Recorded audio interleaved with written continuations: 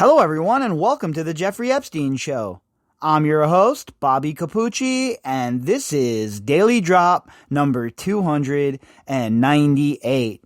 Folks, the world has truly gone berserk. So let me lay out the scenario for you. My girlfriend and I go to one of the local casinos to go put in a sports wager and maybe throw a good 20 or 30 bucks away in the slot machine or whatever, right? So we get there and all is normal, same as usual, except for, of course, now you have to go through a thermal imaging machine, wear a mask, and every other slot machine is inactive. But besides that, the usual nonsense that goes on in a casino in Las Vegas on a Saturday morning. So we're there, we're walking around, we finally find these machines that my girlfriend likes to play. It's this silly-ass slot machine called Planet Moolah. If any of you are familiar with Las Vegas, or, I don't know, maybe they have these slot machines elsewhere, you know it's an absolutely ridiculous game, right? I'm more of a refined machine player. I was looking for some Keno, right? I mean, come on. So anyway, she's at this silly ass Planet Moolah machine, and I walk about, I don't know, 250 feet away from her or so. And if you're familiar with the Casino Boulder Station, there is a movie theater right across from where I was at. Anyway, I hear all of this commotion as I'm getting waxed by the silly-ass Cleopatra Keno game I'm playing. And, of course, being inquisitive, I cash out my money since I was getting smashed anyway, and I meander over to check out what's going on. Well, lo and behold, we have an older gentleman, I'd say in his 60s, maybe 70s, chasing another gentleman around a bank of slot machines.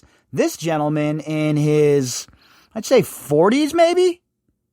So this older fella is chasing this other guy around the slot machine, and it's like some straight up Tom and Jerry's type shit. I am sitting there cracking up as this scene unfolds around me. So not only is this dude running around the slot machine away from the other guy, but he's taunting him now. He's giving him the bird. He's putting his finger on his nose and doing the finger thing, like hee-haw type shit. And folks, let me tell you what, I was laughing so absolutely incredibly hard. And this dude could not catch the other guy. And it went on for a good minute and a half until security arrived and calmed down the situation and the scene and escorted the man who was being chased around the machines out of the casino. But it was absolutely, positively hilarious. It was literally out of something you would see in like Tom and Jerry or the Three Stooges or some wild shit like that. I was cracking up, and everyone around me was cracking up as well. But I'll tell you what, this dude that was chasing him was furious. If he would have caught him and it would have taken that long for security to get there, this dude would have got mollywopped because the old boy was mad as hell. Pulled his mask down, running around, ranting and raving. And when you get so mad, you start like speaking in tongues. That's what this old ass dude was doing. Old cargo shorts on, Velcro shoes, chasing old boy around. I have to give it to the old dude, though. He had some cardio. He was displaying some pretty good cardio, being able to go for a good minute 45 chasing old boy around. Anyway, Las Vegas is turning into a wild-ass place. As if it wasn't wild enough to begin with, it is turning into an absolute dumpster fire in some of these casinos. All kinds of fights on the strip, shit like what I saw going on happening, and it's going to keep getting worse. And I don't even know what to say. I mean, this is what happens when you have such steep unemployment, right? And people out of work, and in turn, these casinos drop their room rates, and you bring in all kinds of undesirables, And this is the kind of shit that occurs when people have been cooped up in their homes for 6 months, when they're being fed rage porn all day. You get an old-ass geriatric chasing around a middle-aged man, yelling all sorts of wild shit in the middle of a casino. Anyway, that shit was funny. I figured I'd relay that to you folks. And if you could just imagine the scene for a minute, it was just absolutely hilarious to witness. All right, so for tonight, look. How long have we been talking on this podcast and elsewhere about Ghislaine Maxwell's pops, Robert Maxwell, and the fact that he was operating in the shadows for multiple security apparatuses around the world, agencies and otherwise. And he was so beloved in Israel that he was even granted a state funeral. Now, in a new article from The Sun, there's new information coming out that they have a sworn testimony and a sworn statement on record now that has been passed to lawyers that says Robert Maxwell was bankrolling Jeffrey Epstein back in the day. So when Jeffrey Epstein was in the finance world, he was handling Robert Maxwell's money. And if this is proven true and proven correct, which I obviously think it is, it'll go a long way to prove that Ghislaine Maxwell and Jeffrey Epstein's meeting was not circumstance like some people would like to say. The narrative that, oh, they were in love is just absolute BS. All you have to do is listen to those who are around them and really listen to what they have to say to know that that is absolute BS. Jeffrey Epstein and Ghislaine Maxwell, in my opinion, were brought together for the sole purpose of running this blackmail operation, and it blew up. They never thought it would get as big as it was, right? And they figured they'd get Epstein involved, and if they had to burn him as an asset, then it would be easy to do that.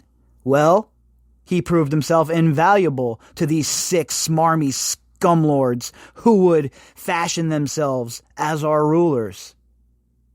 And thus, he was protected, and he was able to go about his business for decades.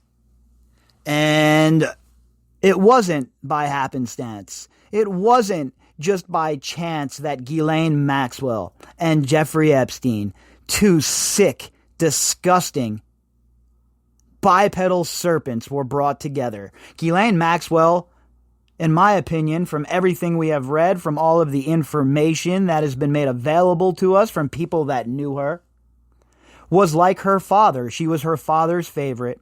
She learned at his knee. And for me or you out there, that would mean, you learn about your pop's favorite ball team. Or, maybe something else, one of your father's hobbies. Well, with Ghislaine Maxwell and Robert Maxwell, she was learning spycraft and how to maneuver and how to conduct herself in this shady-ass, shadowy world. And I'm not saying there was a rule book that he wrote for her and says, hey, these are the rules you have to follow. It was implied direction. When you sit around and you're with your father that often, you're your father's favorite, you're going to pick up on things. You're going to learn from your father, especially if he has designs on you taking over the whole operation. So our article tonight, like I said, is from The Sun. The headline, Tycoon Funded.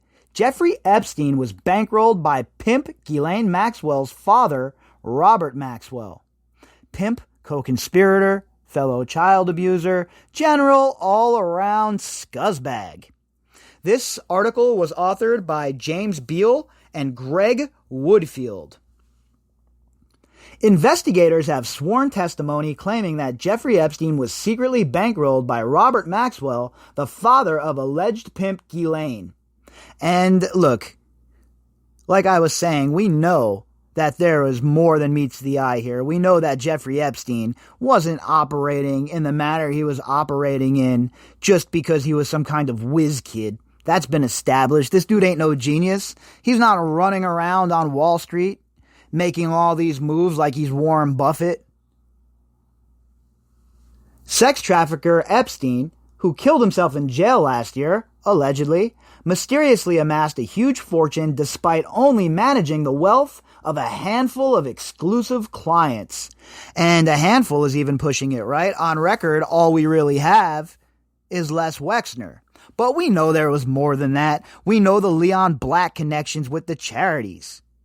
We know the Glenn Dubin connections. And we most certainly know that there was more than meets the eye when it comes to Jeffrey Epstein and Robert Maxwell. Now an insider has told The Sun that he had been initially funded by tycoon Maxwell, who swindled a pension fund before he was found dead in 1991. Now, of course, we have to be cautious of, chasing our confirmation bias here and wanting this to be so true that we believe shoddy sources. But I think that we have this on from enough people who have knowledge of the situation, and this just adds more confirmation that we can consider that Jeffrey Epstein, Ghislaine Maxwell, and their relationship was more manufactured than organic, right? Now, of course, we don't have all of the evidence so far. We don't have everything, all the pieces to this puzzle, but we're starting to get a very clear idea about what went on here. And the fact that the legacy media is either A, ignorant and willfully covering this up, or B, they have decided that there is too much at stake to go deeper, but it can't be anything besides that, right? Because anytime the intelligence angle is brought up, certain journalists who have garnered a lot of credibility from the mainstream in this case shoot it down right away without offering any evidence for why they're shooting it down. So it seems to me that some folks in the legacy media are pushing that official narrative for whatever reason. I do not understand why. Frenchman Jean-Luc Brunel, a model scout pal of Epstein, is said to have disclosed Maxwell's involvement to friends almost 20 years ago. And again, if anyone would know, it would be Jean-Luc Brunel.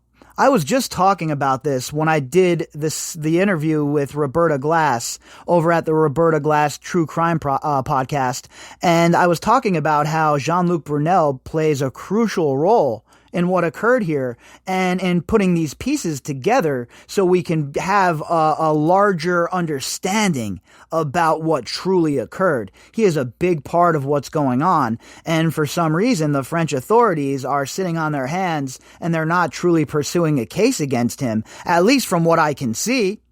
Now, if there are some French listeners out there who have access to the French media reports of a case or something I might have missed, please send that to me. But as far as I know, Jean-Luc Brunel has been ducking and dodging. And we know that Jean-Luc Brunel and Ghislaine Maxwell were super close. Take a look at the pictures from the island. Just take a look at the way they talked about each other and the fact that how other people have spoken about their relationship. The claim has since been passed on to U.S. lawyers investigating Epstein's crimes and those of his alleged co-conspirators in the form of sworn testimony. So that's a big deal, right? Sworn testimony is a step above just running your yap. Once you're swearing your testimony, you're in jeopardy of, things occurring that you don't want to occur if you're lying and it's proven that you're lying. So I think that the person coming forward, being sworn under oath and using a sworn testimony, lends a little bit more clout than we would usually see in a situation like this, where, of course, we always have to remain skeptical of the reports that we're receiving, right? There's a lot of disinformation, and we have to make sure that we're not just chasing down our bias, because we have to keep our eyes open to the big picture here, because there's just so much going on. A former close associate of Brunel told The Sun he was having a conversation with some acquaintances in New York City around 2002. Jean-Luc was telling them how Ghislaine's father, Robert Maxwell, was one of the reasons why Jeffrey Epstein had money. Well, it makes sense, right? We know that Jeffrey Epstein was involved with all sorts of financial scumbaggery, douchebaggery, financial crimes. And we know other people like Mr. Hoffenberg went to prison over it and Epstein skated free. So I would not be shocked for 1 second to find out that we have been on the right path this whole entire time, with Maxwell also funding Jeffrey Epstein during those early years. Now remember, Jeffrey Epstein was allegedly involved in a Ponzi scheme as it was. Why wouldn't he be involved in Robert Maxwell raiding the pensions of the people who were working for him? Why wouldn't Epstein be involved and have his hand in that? Especially when Epstein's supposedly some great forensic accountant, right? He finds money for people when that money's missing. What? He said Maxwell had been one of Epstein's early investment clients. I assume that Maxwell had invested in Epstein, who then used that money to make his own. Jean-Luc also started talking about a book featuring Robert Maxwell and wanted to get hold of a copy straight away.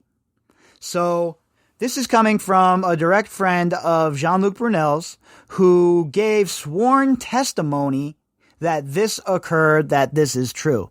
Again, I'm always skeptical of stuff like this, right? We have to be. But it does lend credence to the path that we're already on. It does add some context and a little more meat to the bone when we're talking about Robert Maxwell and how the relationship between Jeffrey Epstein and Ghislaine Maxwell was not one that was born of love or of some deep attraction, but manufactured out of necessity to make sure this operation moved forward. Former Wall Street trader Epstein rose to prominence in the financial world in the 1980s, founding his own money management firm. The company was formed to manage the assets of clients with more than $1 billion and included Victoria's Secret boss Les Wexner. Remember, Wexner was the only game in town that anybody knew about, right? That anybody was going to be admitting to in the Epstein atmosphere. But now we know it was a lot more. We know there were more businessmen who had their fingers in this disgusting pie. And most of these sick, twisted, gross-ass bankers have not yet faced the music. But it's coming. We see it coming down the pipe. Czech-born businessman Maxwell built a publishing empire after moving to Britain following the Second World War. But in 1991, his body was discovered floating in the Atlantic Ocean after he toppled off his yacht, the Lady Ghislaine, named after his daughter. Now that goes to show you right there. He had a whole bunch of kids, right? But he named the yacht after Ghislaine. Now, I think that's very telling. I think it's important. Ghislaine was obviously his favorite child. She was the one that he was going to pass the statecraft down to. And in fact, she was the one that learned at his knee. And in so doing that, she was able to help run this multi-continent sex trafficking ring that reached the highest levels of power. I know it's a hard pill to swallow for some people. I know some people are still being obstinate. But the facts are very clear in this case, folks. This is not a, well, maybe kind of case. This isn't somebody that was at a frat party when he was 18 years old, okay? There's none of that. This is a case of sick, twisted predators who not only abused these girls, but manipulated the very systems that their friends voted into law. If you don't see that as a problem, then I honestly don't know what to tell you. It later emerged that the fraudster had stolen hundreds of millions of pounds from his own company's pension funds. His daughter Ghislaine fled to New York City after his death and soon began dating Epstein. Again, I don't believe that. Now, maybe that was their cover, right? You ever see the show The Americans? Look, when we're talking about people involved in spycraft, I don't put anything past them. I don't put anything by them. They're people of low morals. And if the means justify the end, that is good enough for them. So I don't put anything by these people. Not for one single second. Okay? Because, you think it's too far to go that they would manufacture this relationship between Ghislaine Maxwell and Jeffrey Epstein, especially if what we think is true, and Maxwell was bankrolling the very same man? All the pieces start to line up, folks.